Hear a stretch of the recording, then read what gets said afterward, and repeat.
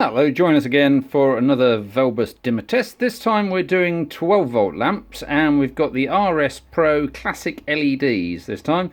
I think the part numbers are 123-7959 or 123-7960 depending whether cool white or warm white. These don't come on at 1%. I've just asked the dim to go to 1% and not a lot happens.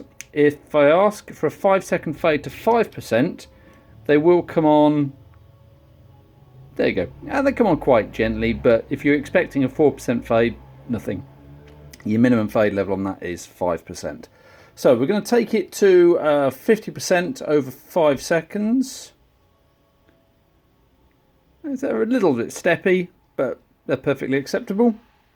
And then I'll do a press and hold dim to go from 50 to 100%. And in the room, there's a reasonable difference between 50% and full on. So go 5-second fade back down to 5%. It is nice and smooth on the way out. There's no steps at all, apart from the last couple of moments. And then we go out. So that's the RS Pro Classic LEDs, MR16, GU5.3, dimmable, and they're in warm white.